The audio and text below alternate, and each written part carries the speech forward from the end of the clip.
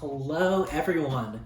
Welcome back to Belmont's Math and Science Learning Center lecture series on Math 1240, Quantitative Methods of Business. I am Brandon Stevens, happy to have you here. Well, I guess you're not here with me, but happy I can be gracing your screen today. This is video number 2 in our lecture series. In the last one, we covered the topic of break-even analysis, playing around with revenue and total cost and profit and all those things to kind of answer, when are we going to start making money? Now in this video, we're going to be moving on to chapter 2, which is learning how to do linear programming by hand. Now linear programming is really the buzzword for this course. You could almost name this course linear programming because you're going to be dealing with it for about half the semester. It's a really important concept in this field of quantitative methods of business because you're just going to be using it in a variety of different scenarios. But the main thing stays the same. It's always about maximizing profit or minimizing costs given certain constraints, given some kind of setbacks. And so we're going to learn how to deal with those. Now, for most of this course, you're going to be doing these kinds of problems in Excel.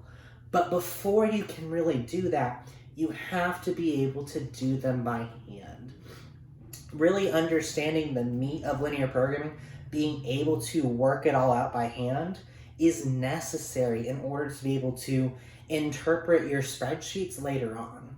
Without that basic knowledge of, here's how this term works, or here's how this concept works, your spreadsheets are going to be meaningless. So that's really why we need to focus on here's how you do it by hand before we can really focus on how to actually calculate it in Excel.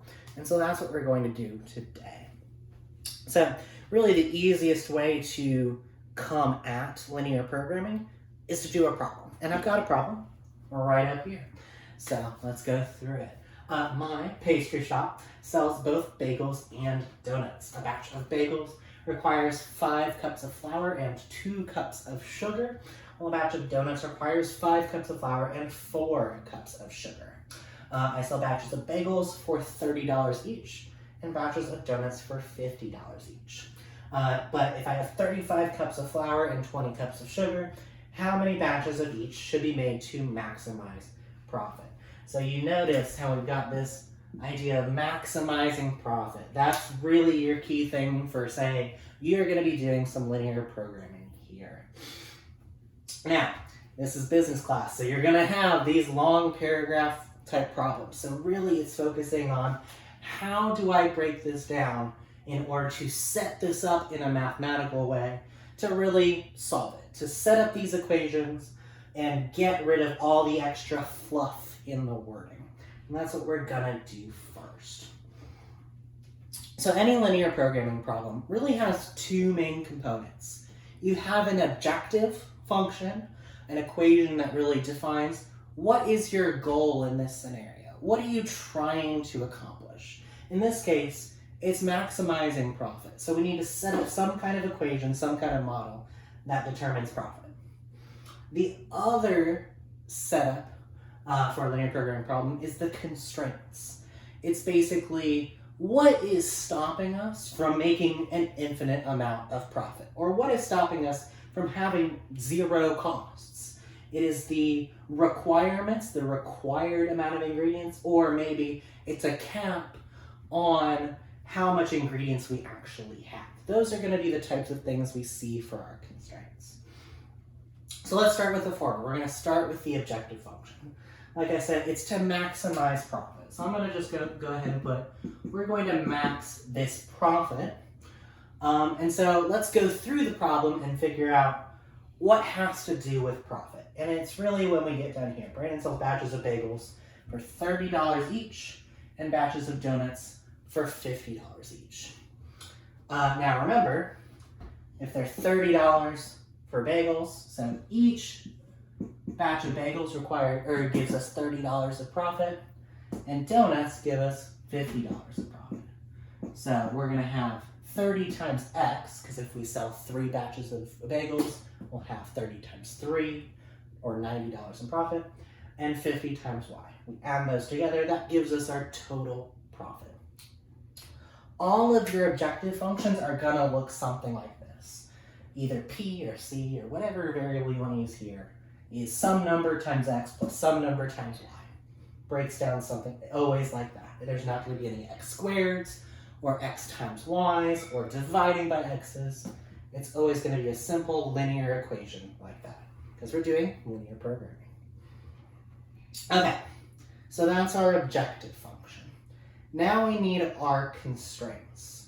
So those are the caps that are stopping us from getting infinite profit. And the two main things that are mentioned here are the flour and the sugar. Those are going to be our constraints. So let's start with the flour first for blue. So bagels require 5 cups of flour. Donuts require 5 cups of flour. And we've got in total 35 cups of flour. So essentially we're saying for each thing of bagels, we need 5 cups. For each thing of donuts, we need 5 cups. And there's 35 total. But instead of using an equals, I'm actually going to use a less than or equal to sign. Because I don't have to use all 35 cups of flour. I can use 30 cups of flour if I want, or 25 cups. But I can go up to 35 if I want. So that's our flour constraint. Now let's go into the sugar constraint, which I'll do in red. So again, look for anywhere that references an amount of sugar being used. So we've got 2 cups of sugar for the bagels, and we've got 4 cups of sugar for the donuts, and we've got 20 cups of sugar total. So again, a very similar type of thing. For each batch of bagels, we have 2 cups. For each batch of donuts, we've got 4 cups of sugar. And that's again going to be less than or equal to our 20 total cups. We don't have to use all 20, but we can if we must. So those are our 2 main constraints. And there's actually a third one that we've got. And it's called the non-negativity constraints. And that essentially says that X and Y are going to be positive. Because it doesn't make sense to make -2 batches of donuts. I mean, we might have -2 batches of donuts after I'm done eating them, but you know, that's beside the point. We're not going to have any negative batches of donuts or batches of bagels. So that right there, that's 90% of the problem done. It is all about the setup. If the setup is wrong, your problem is wrong. Okay.